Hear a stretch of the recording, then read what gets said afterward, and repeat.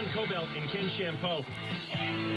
Ryan Bonaminio was the Riverside police officer shot on Sunday night while trying to track down a guy who'd stolen a truck cab and was involved in a hit-and-run accident. He pulled Earl Green over to the side of the road, and Green ran off into a park. Bonaminio chased him and somehow ended up getting shot with his own gun by Green. Right now we're talking with Joe Bonaminio, Ryan's father, in the midst of planning for the funeral. He's been nice enough to come on with us and talk about Ryan. When you hear about Earl Green and you hear about 20 years worth of crimes, 13 times he's been involved in some kind of crime, or at least, traffic problems. Right. And you see he's committed felonies, and he's obviously spun through the system over and over again. He's clearly violent. Yeah, clearly violent, and he's probably done a bad thing nearly every day of his life. When you hear about this guy who killed your son, what are your feelings? What are your thoughts? My feelings are I don't have the rage that I think I should have for whatever reason. I can't tell you why I don't have that rage, but it doesn't surprise me. Given the state of, the economy, and given the way that, some of the things that these convicts are tried for and convicted on and let loose on, it doesn't surprise me in the least that he was out on the street.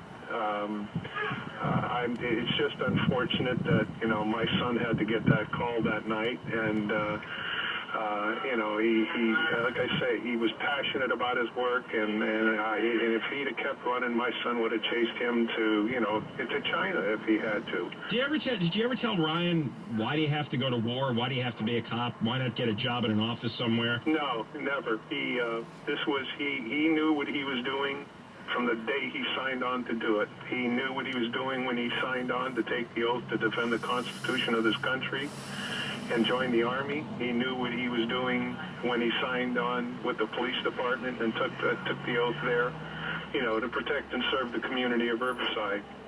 There's no way in this world I would ever talk my son, my daughter, or my other son out of doing anything. If that was their interest, then so be it. That's what they wanted to do. With Ryan, this was a passion. This was not just something, I've got a job, I've got a great job, it pays me great money, there's some risk involved. It wasn't that way with Ryan. Ryan had a passion for wearing the uniform, wearing the badge, and he was proud to do it, and he was very good at what he did. What are you going to miss about him?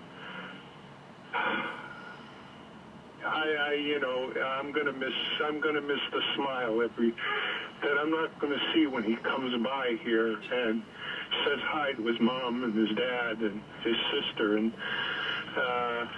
I'm gonna miss that warmth and that company. He had a great smile, and he had a great attitude, and so he'd come over to visit.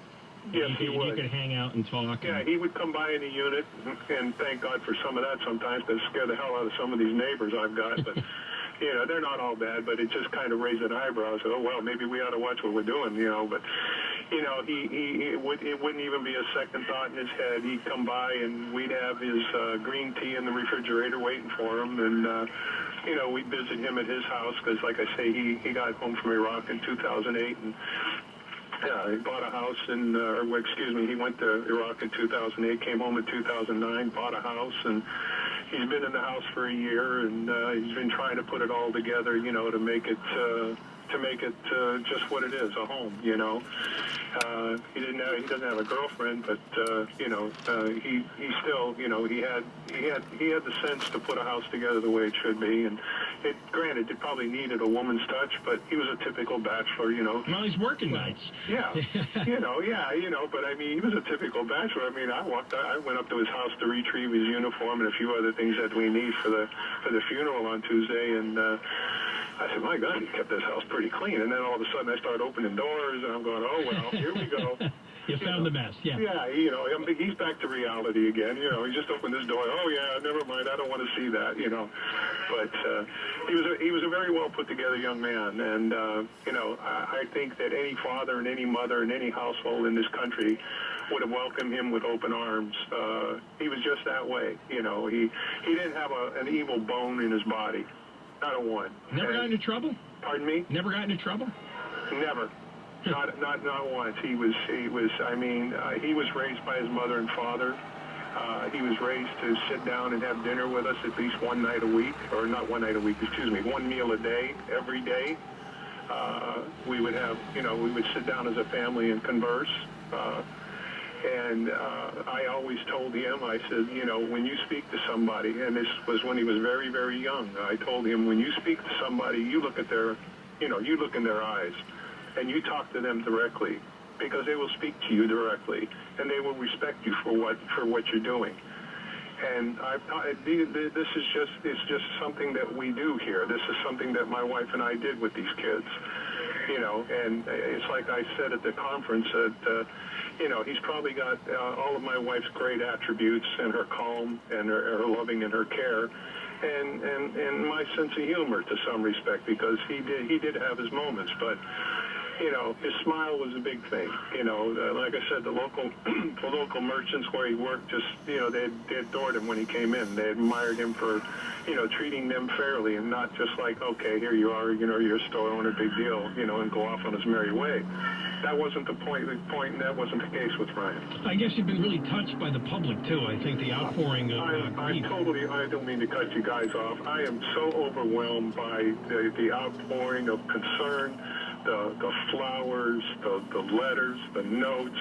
I spoke with my brother this evening, who's back in Pennsylvania, and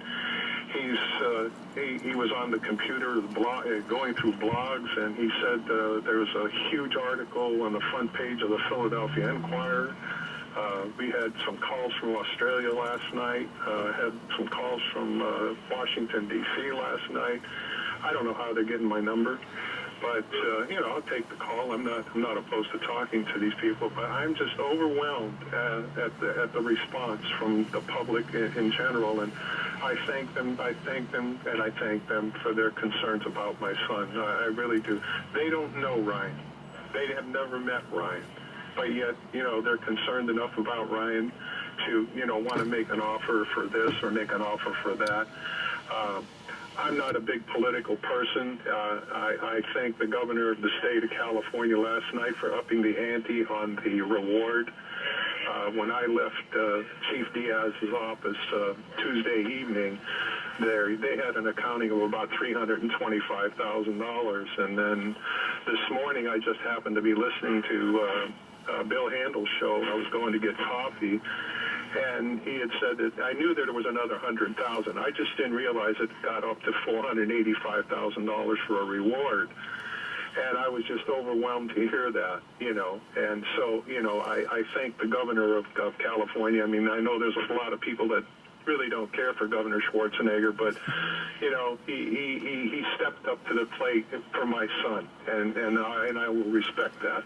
And some sense of relief that they did arrest someone. I know that's one of the reasons you got in front of the public at the press conferences. You wanted this guy to turn himself in. Oh yeah, all I said Tuesday night at the press conference there was I just asked, for this person, do the honorable thing, and if anybody has any information about him, please do the honorable thing and turn him in, turn this information over to the Riverside Police Department, and just please do the honorable thing, because all I'm looking for is I just want justice for this. All right, Joe, we appreciate your sharing some time with us during this very difficult time. Like I said, I love what you're doing. All right, thanks, Joe. We'll talk with you again. Okay, thank you very much for letting me spend the time. All right, and on the website at johnandken.com, or go to KFI640.com and go to the John and Ken page. There is the Ryan Bonaminio Memorial Fund, where you can donate to the Riverside Police Officers Association in his memory. Carrier Elmer has the news now. John and Ken, KFI AM 640, more stimulating talk radio.